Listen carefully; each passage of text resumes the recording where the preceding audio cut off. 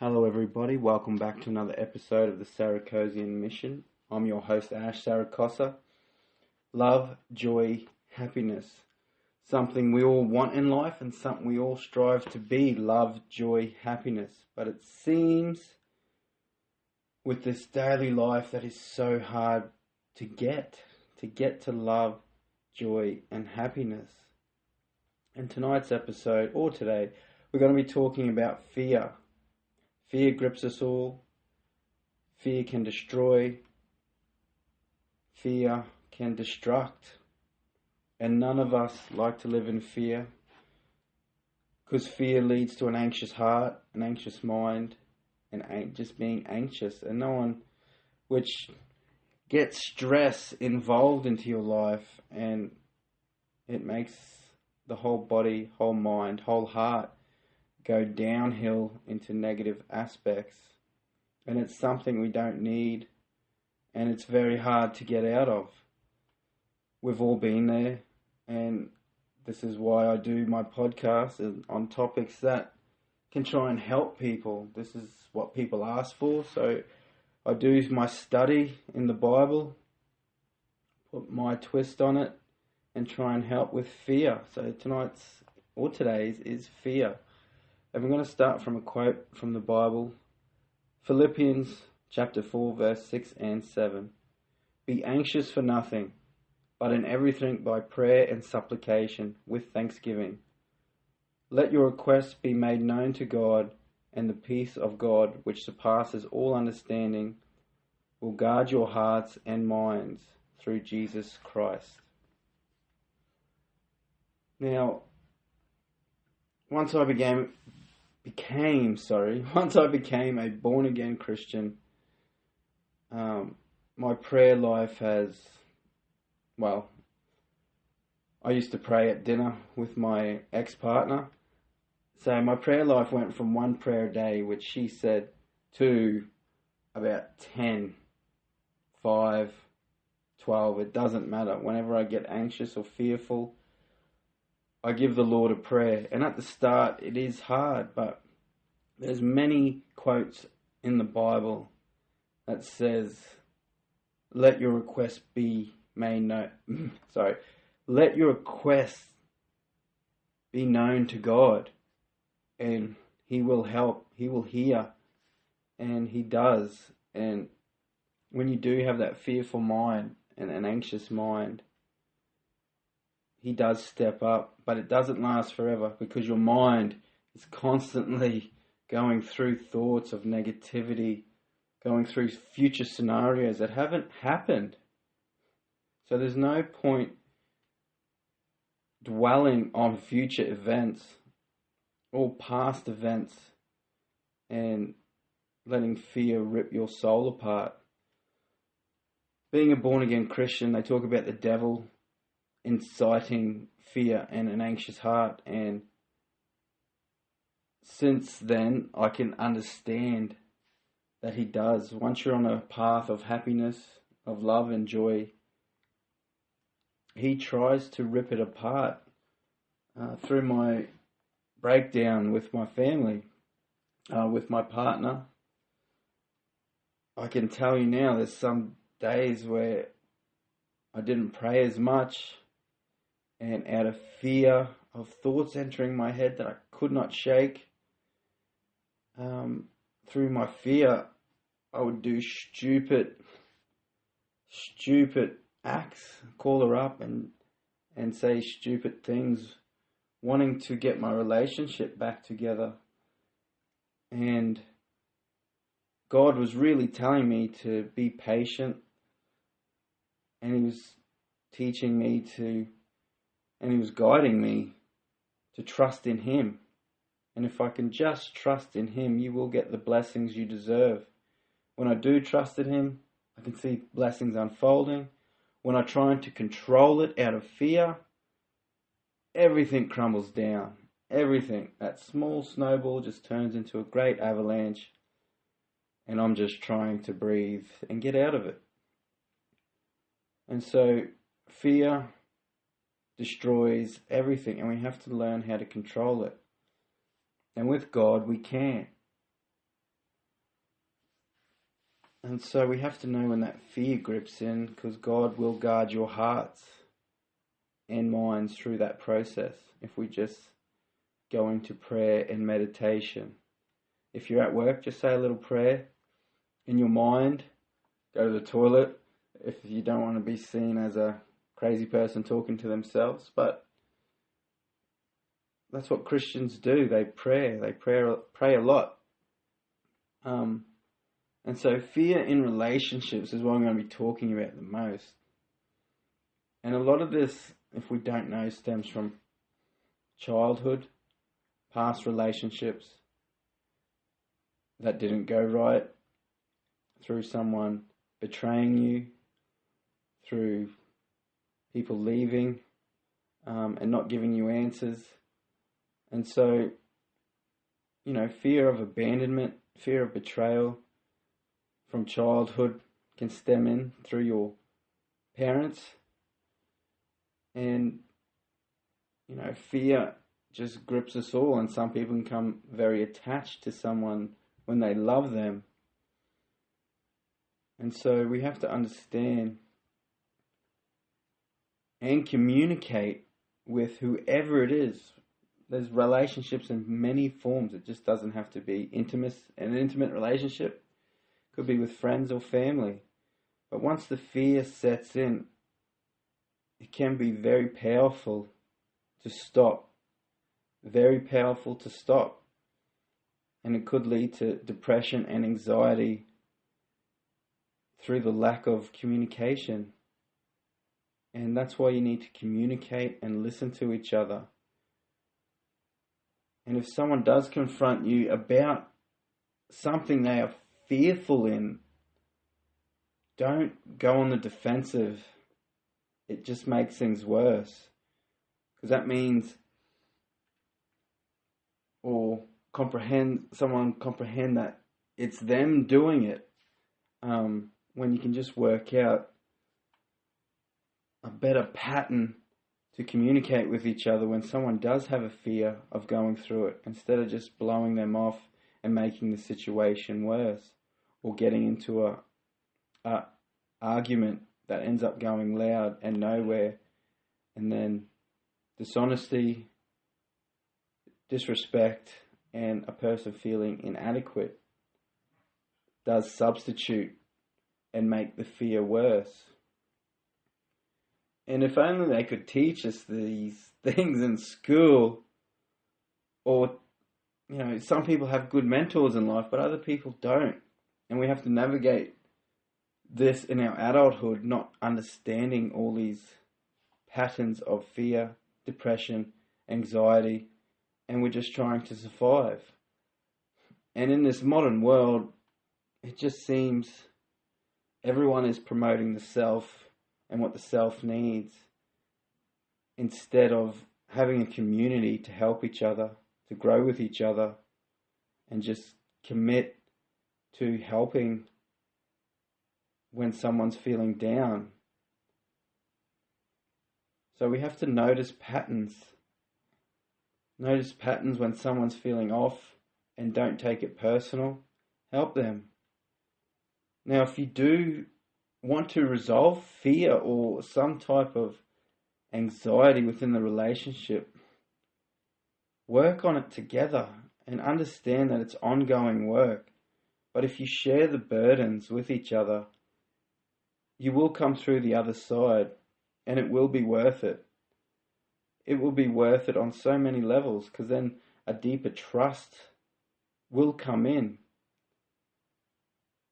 And we just need to listen, quick to listen and slow to anger, or slow to talk, and just understand where the other person's coming from. And once it's identified, work on it. Work on it with yourselves together. If you need more help, get it. Understand that help is out there all around. You have 24/7 helplines across the board in every country and every state, just about. I don't know if every country, but I'm in Australia. So definitely in Australia, there's 24/7 hotlines to help with your anxiety and depression and fear. But we shouldn't be scared of the person we are living with or communicating with, that we cannot share it.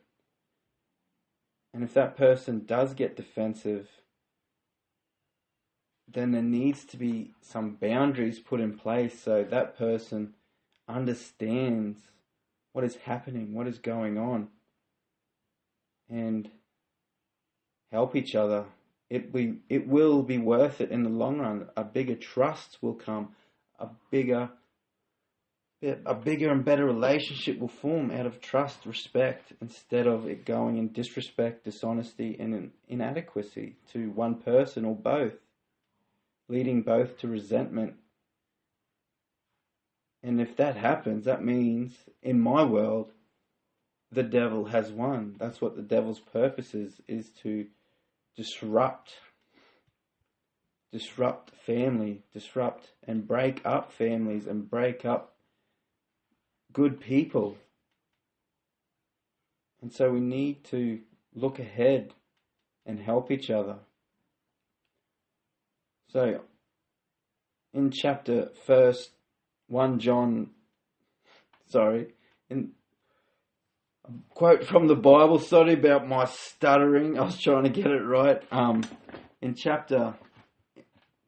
In the Bible, 1 John chapter 4:18, once again, I apologize.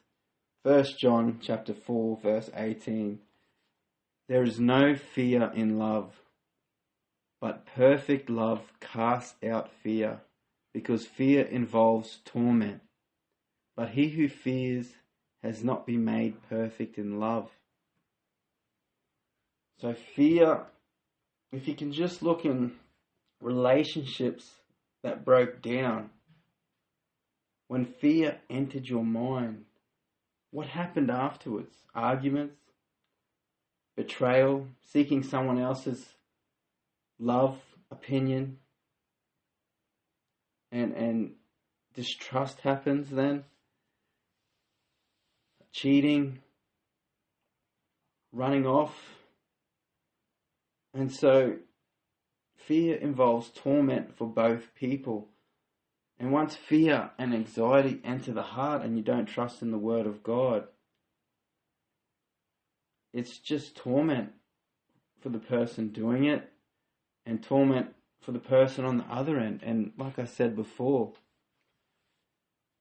then that leads to betrayal, abandonment, and that person, both people, if they don't resolve it within themselves or in the community or somewhere to talk about it, then they will carry that to the next relationship to destroy another relationship because you didn't work on the first one, and when that one broke down, could not put your trust in another person properly because of the torment of the previous relationship. And that's sad when two people fall in love and then just resentment sets in and hate, and they can no longer be around each other. Like, that's one of the saddest things I have gone through and what I witness. How can two best friends end up being enemies? Because fear and an anxious heart enters both through bad decisions. And that's where the devil comes in, through bad decisions. And that he waits for that moment to penetrate when you're at your lowest, when all your guards are down. He tries to penetrate it all the time anyway, but especially when you're down and out, that's when all your thoughts, all your actions, they come into play.